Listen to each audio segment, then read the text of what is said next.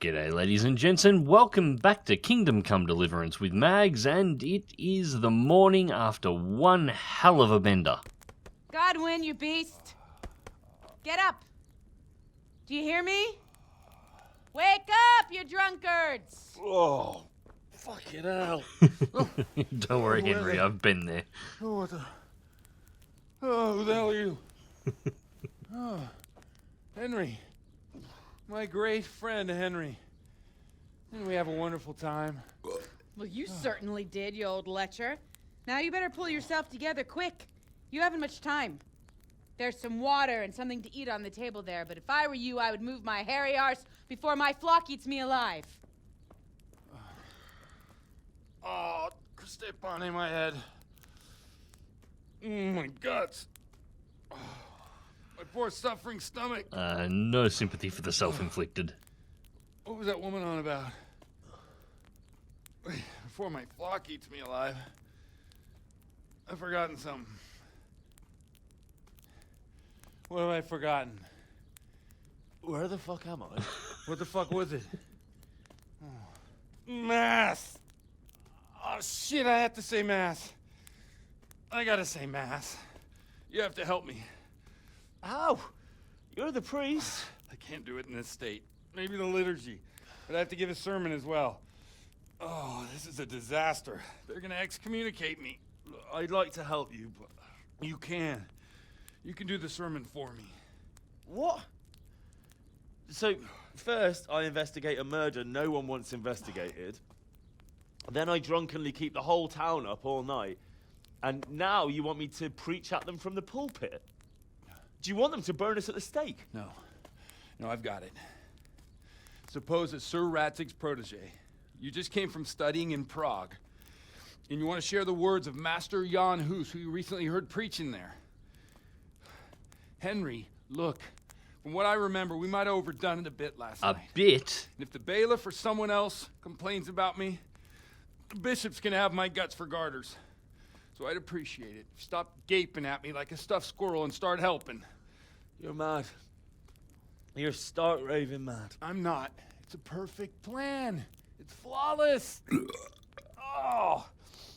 How about this? If you help me with this, I'll tell you who Lubosh's cronies are.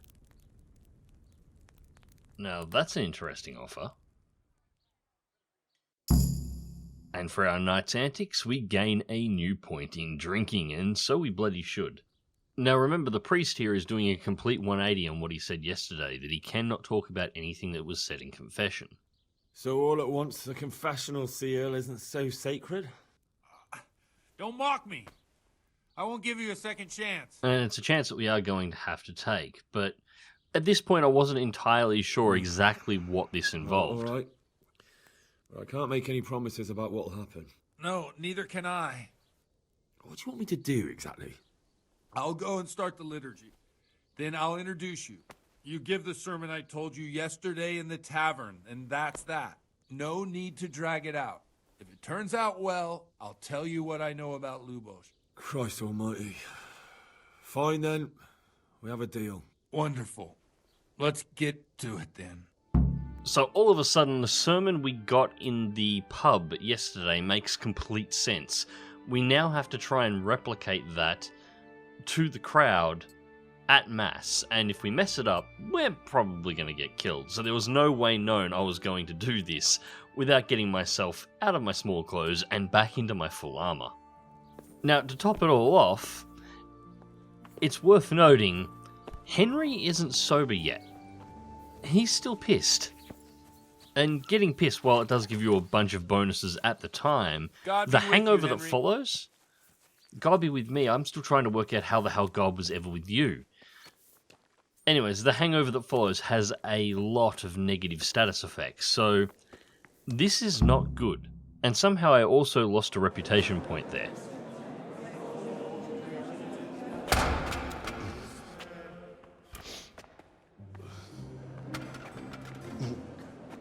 I thought he'd never show up.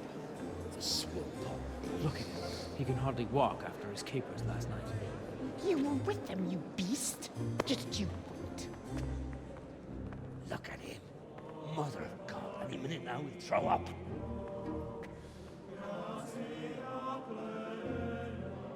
things. I couldn't sleep a wink last night with all that clamor. Henry looks surprisingly proud of himself there. In nomine Patris, et Filii, et Spiritus Sancti. Amen. Accepit panem in sanctas at venerabiles a manus suas.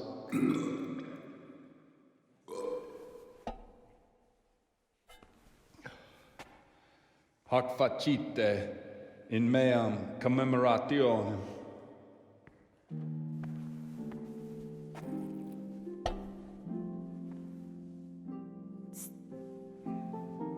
And it looks like Henry got himself a fan. Brothers and sisters, you may have had the honor of meeting Henry from Skalitz, who's here at the behest of Sir Hanush to investigate that heinous crime at Neuhof. You might not know that Henry recently visited Prague, where by the grace of God was able to hear Master Jan Hus from the esteemed Charles University preaching. I've managed to persuade Henry to stand here today in my stead and tell us what he heard. Because, as you all probably know, Jan Hus is a very popular preacher in Prague. So, Henry, you may begin. Now I'm curious which one of them will puke first. So again, all you have to do here is repeat the sermon from the bar the night before. And it's actually pretty straightforward. Brothers and sisters, let me get straight to the point. I'd like to talk about the church and how corrupt it is. Boy, has a cheek. The key points of that sermon were that the church and its ruling priests are corrupt, but the common priest is good. Just as we are commanded to obey the priests in matters of virtue, so are we commanded to defy them face to face if they live contrary to God's commandments. Hear that, Godwin? And the other main part about that sermon? It was always angry. It is the corruption of God's pastors here on earth that has brought misfortune on our heads. Plague, cumens, hunger, and chaos. The accursed wealth that the church is drowning in is poisoning almost the whole of Christendom. When dogs are fighting over a bone, take the bone and they will stop. Just like the flock of ravens that has descended on this land to peck up every speck of gold and silver. They show no mercy. Their hearts are poisoned by covetousness. They trade everything. Everything is for sale. You want to baptize a child? Pay. You want to steal and murder? Pay, and you will have absolution. And the prelates sin and give themselves absolution. For shame! Shame upon them! Now, the answer to this one is actually very obvious, considering what the priest and Henry got up to last night. It is the custom of the gluttonous prelates and monks to preach against sin. But what do they know of us ordinary folk? Let us remember the marriage at Cana, where our Lord Jesus Christ himself feasted with the other guests and drank his fill. And when the wine was gone, he performed a miracle and created more. He, whose companions were poor travellers, simple folk, prostitutes and troublemakers, performed a miracle so the feast could continue. Now that's the kind of sermon I like to hear. No, brothers and sisters. Jesus did not condemn alcohol. Drink to lighten the cross you bear in this vale of tears, but not with such abandon that you cannot keep holy the Sabbath. For there should be moderation in all things, and it is not drinking itself that is sinful, but intemperance and beastly indulgence. He's right. And again, the option here, be harsh, be angry. Enough about sin, which the prelates are so fond of preaching about, and whose absolution they promise if you only pay enough coin to Mother Church. What if the devil himself were to pay? Will the bishops tell us he too would ascend to heaven? And what about those bishops? They sin without remorse, and with the money grasped from the poor for indulgences, they keep fine horses and hordes of servants to pamper them. They play dice and garb their mistresses in expensive furs, while Christ, the Lamb of God, walked barefoot and had nowhere to lay his head. Look to your consciences, you robbers of the poor, for you are seen by God and his people too. Down with the prelates. Away with them. We're fortunate to have our good Father Godwin. At least he's a fair and simple man. And I think I just saved the priest's ass. Anyways, I wasn't sure how to conclude, so... I say to you, in the words of Jan Hus, he who knows much, let him speak much. He who knows little, let him speak little. Let each speak as much as he knows, and he who knows nothing, let him at least teach his neighbour one virtuous deed by setting him good example and refraining from playing dice and from fornication. And that applies both to priests and to you, brothers and sisters. That's his conclusion? That is all I heard in Prague. Amen. Now, I'm reasonably sure I picked the wrong option there at the end, but I got enough right to get past this. And more importantly, the crowd doesn't look like it's about to nail me to a cross. The lad spoke well, considering what a soak he is. He's right, that was. The young man shouldn't drink so much, but the Lord's given him a silver Glad he tongue. came here. I don't suppose I'll ever get to Prague, and he told it nicely.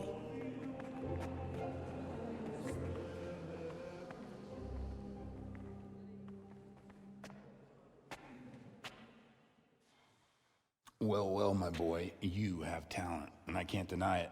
And you pulled a thorn from my side. I almost didn't make it. Yeah, I noticed. I wasn't the only one. Oh, what's to be done? I'll make it up somehow. So, about our bargain. Although it's a sin, So gluttony and fornication. God does forgive a penitent. So, what did Limpy Lubos tell you? Was he at Neuhof that day? Who was with him? And where are they now? Now, slow down. I'm sorry, but he didn't tell me that much. Don't let me down after all I've been through. For you...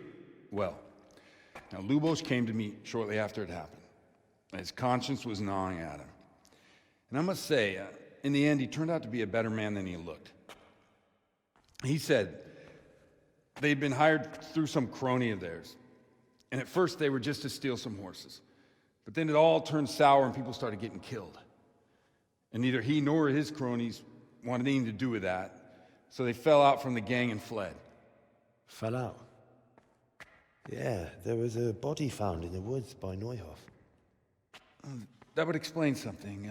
Lubos kept jabbering that he wasn't a murderer, that he didn't want to do it. So I know that Lubos killed the murderer and he's dead too. The trouble is, I need to find the ones who are still alive. I need names and places. Did he mention any of the others? Only nicknames. Talked about some fella called Riki from Ledechko, Pius, Timmy. Pius. That lot are about as pious as I am ordained. Nonsense. You would make an excellent priest. And anyhow, with your skills, you ought to be able to sniff out this Riki from Ledechko, right? Well, we'll have to now. There's not much else to go on. Let's hope he's not hanging from the wall too. Indeed. And I'd hate to be excommunicated for nothing. Anyhow, good luck. You watch out for yourself. These people clearly mean business. And I'd like to raise a tankard with you again sometime. Yeah, I'll try. Although I'm not sure I'd survive another night of your debauchery. And if anyone should ask, you heard nothing from me.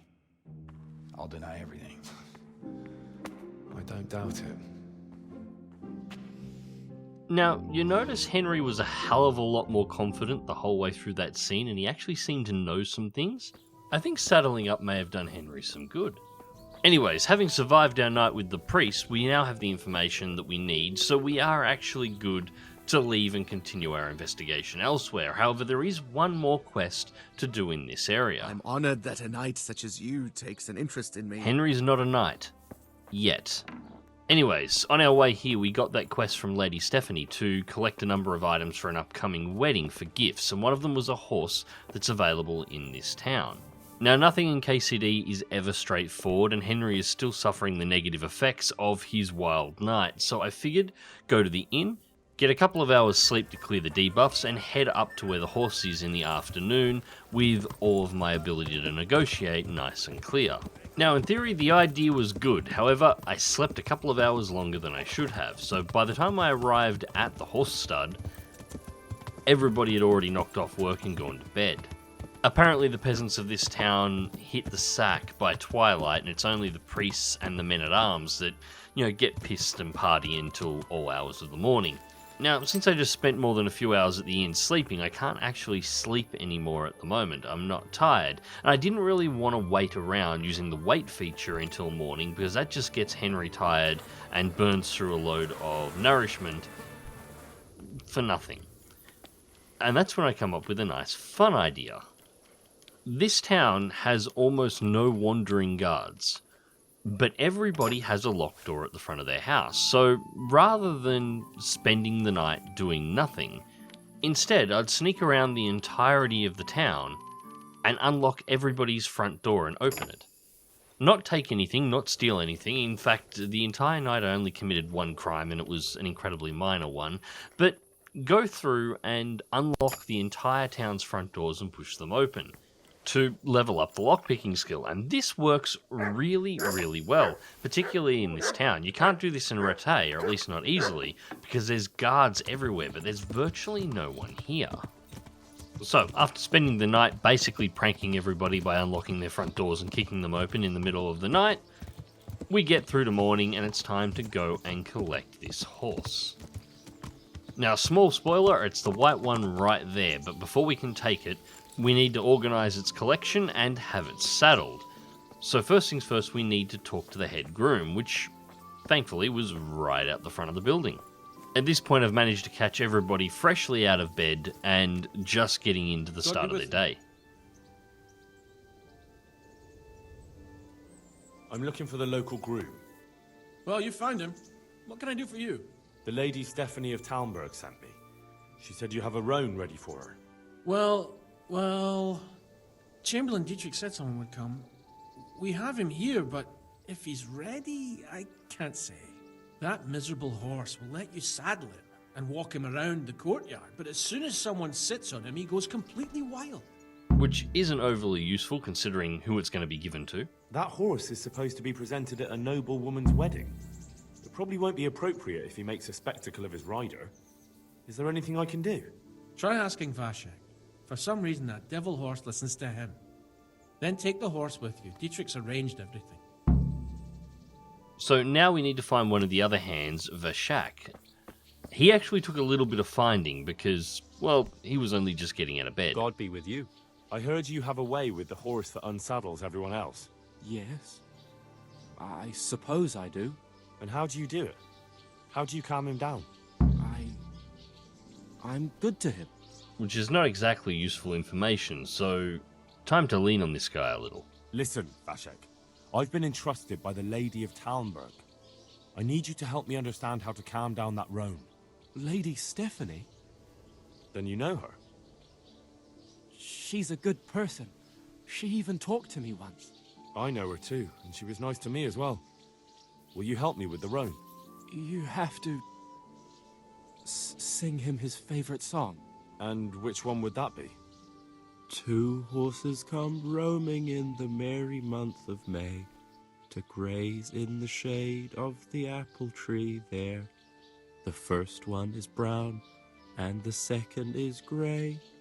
Which shall I ride to my maiden so fair? That's, interesting. I know how it looks, but he likes it. Thank you, Vashek. Good luck. Alright, so we now know we have to sing to this damn horse in order to be able to ride it back to Lady Stephanie. A little bit too high maintenance for my tastes in a horse, but I suppose it has some charm. So, boy, want me to sing? You're definitely the first horse I've ever serenaded. Two horses come roaming in the merry month of May to graze in the shade of the apple tree there. The first one is brown and the second is grey. Which shall I ride to my maiden so fair? Well, you still gonna throw me off? Yeah, this town has definitely been one of the more interesting experiences in Kingdom Come Deliverance. Day one of arriving here, we learned to read and start investigating a second murder to go with our first murders. The second day we spend recovering from a massive hangover after a night of drinking and whoring, and the third morning we're singing to a horse. Ah yes, the corpse. About that little crime that I committed. He started it, it was self-defense, and that's absolutely why I threw the corpse into long grass behind somebody's shed. So let's head back to Talmberg. And I can honestly say, before riding this horse, I didn't actually see much reason to upgrade from my horse unless I needed more carrying capacity. But the faster horses and more nimble horses are a hell of a lot more fun to ride, and they get you around a lot quicker as well. I'm starting to see exactly how bad the horse that I have is, and I'm thinking Pebbles may need a replacement. Anyways, the ride to this point was pretty straightforward. There was only one fight that I encountered on the way, and I didn't get involved in it because I don't actually have a way of recalling this horse if it gets spooked after I dismount. I'll end up recalling Pebbles instead, so getting off, bad idea. Thank you, Henry. But now with the horse delivered, I can summon Pebbles back, and we can move on. Are you blind, for Christ's sake? There's people walking here! Dickhead, I was off the horse and dismounted. You walked into it. So with the first step in that quest complete, it's time to head south to Ledechko. And almost as soon as I cleared the outskirts of the town, I was immediately attacked by a bandit, which is excellent. I haven't had a chance to kill somebody in quite some time. We're not going to talk about what happened back at the other town. Now this guy seems to be an archer, so I was going to try and get into an archery duel with him from horseback, but I'm out of arrows. Well, I've got one now, but it's sticking out an unfortunate hole in my armor, so I haven't had a chance to do horseback sword fighting yet. Is that all you got? It's rather effective.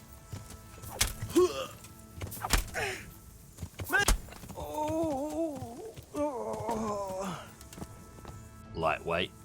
But that does mean I have a whole bunch of other stuff that I can strip off the corpse and sell. And this one I don't have to hide. So after that little distraction, it is time to get back onto our quest. Now, other than the fact that the guy's name that we're looking for is Riki, we don't have any further information, so we're going to have to start asking around the town. And as a general rule, the best place to start is always at the stores. I'm looking for someone they call Riki. That's the tanner's son, Hinek. Where can I find him? Hard to say. He's not around here much, thank God for small blessings. You could try his folks' place. What can you tell me about this Hinek? What can I tell you?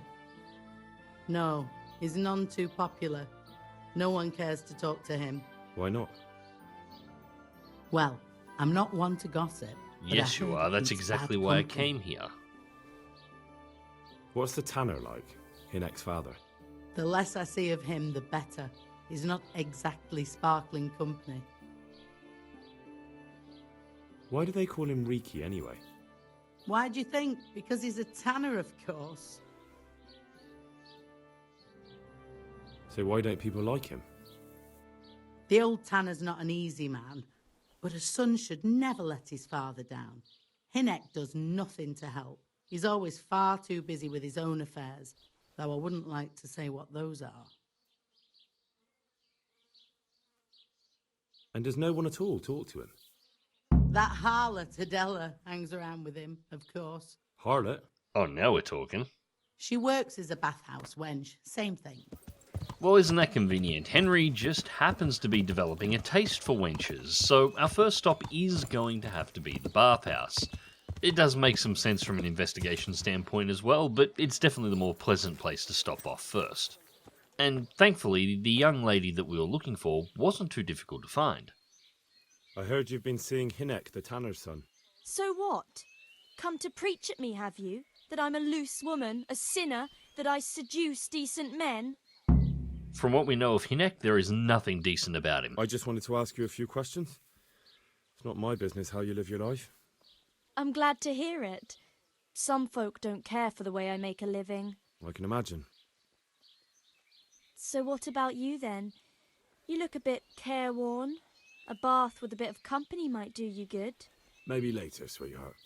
Right now, I have some questions to ask. Ask away then. Where can I find Hinek? I haven't seen him in the village for a few days. He must have run off to the woods again. Does he do that often? From time to time. What the hell does he get up to there? I don't know. He goes to the woods from time to time. That smells fishy to me. What do you mean? There's no law against it, is there? With all the footpads, looters, cumans, and God knows what other vermin around, it's not the sort of thing an honest man would do. But Hinek doesn't have anything to do with those people. Oh, really? Then what does he do there? I don't imagine he's gathering mushrooms. I really don't know what you want from me. So Hinek is a bit odd, and sometimes he goes off into the woods. So what? When did you last see him?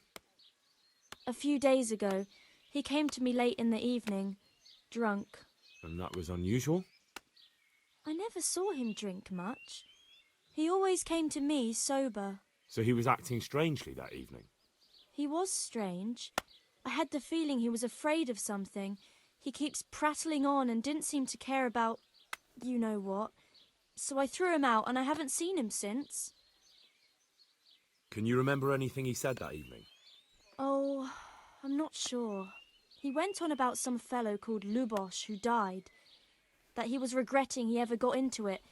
But he never said what it was. And that it wasn't worth it for the money. Aye. And then he was talking about the money. That was very odd. What did he say about the money? Just that he had a pile of it hidden behind his house. I see. What did you say to that? What could I say? He was drunk.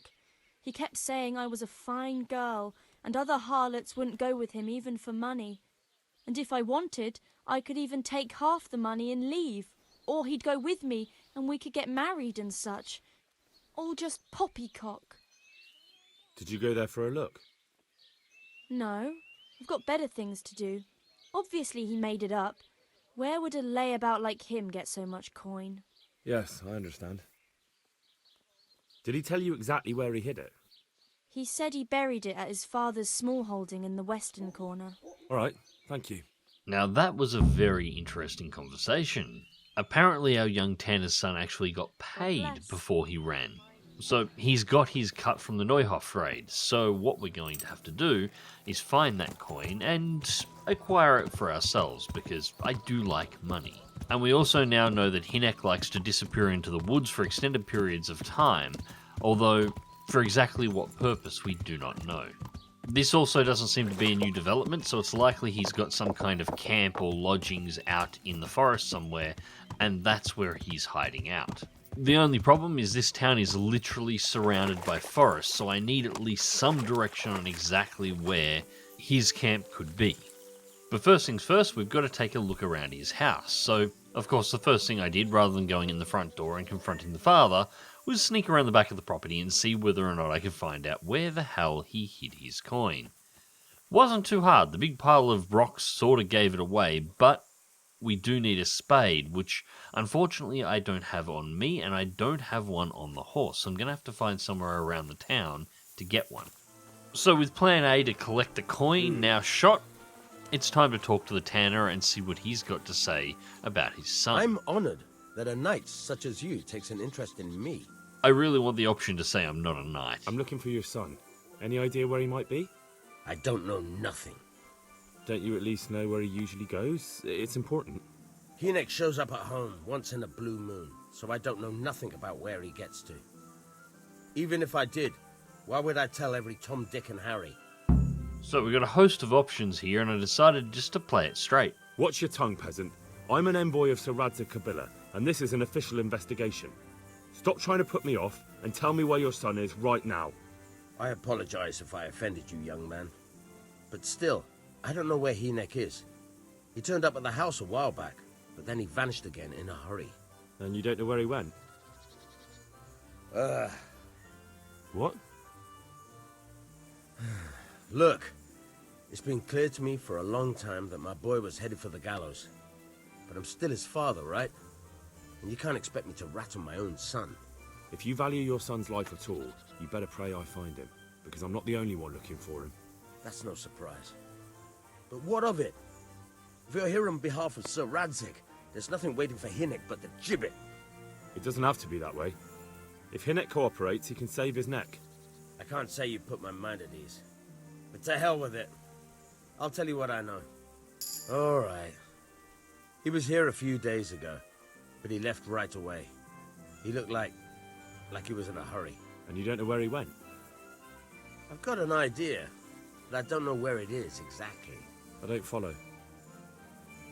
Hinek makes some money on the side from poaching. He boasted to me a few times about what a great hideout he found in the woods, but he never told me where it is. Well, it's not much to go on, but it's better than nothing. Thank you. Don't you have any clue at all where his hideout could be? I really don't know nothing about that. I could tell when he'd come from there, is all. How's that? Because every time he brought some hides for tanning and money. Now, I really don't want to ask the tanner about the money he brought back, because... Go. And if he's really in as much shit as you say, please, try and find him. Chances are somebody like Ricky isn't going to tell his old man that he's brought back a shitload of money from committing some fairly serious crime. And I'd like his old man to remain in the dark about that. But before we can do anything about that, we need a spade, and I actually found something better. Directly across the road from the tanners is the town's blacksmith. Not only did he have a spade for sale, but he also could repair all of my gear, and I could sell all of the items that I've collected up until this point in time that are just filling up space to him. So after about 5 or 10 minutes in the blacksmith, we came out with all of our gear repaired, all of the extra crap we had floating around on us sold off, about 70 extra gold in our pockets, and a spade.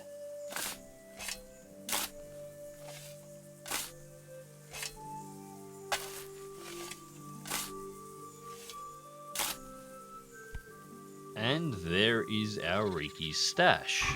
Now, he didn't have a huge amount inside of it.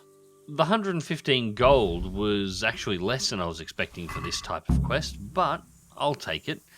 I also took the chest piece, which is not particularly useful to me as it's a stolen item, but I can sell it off to the miller the next time I'm passing through, and it's worth about 85 coin as standard, so I should get 50 for it.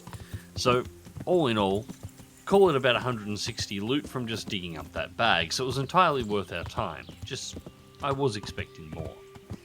And that, ladies and gentlemen, brings us to the end of this episode. So in the next one, we're going to start digging around in the forest and seeing whether or not we can find Riki's secret hideaway.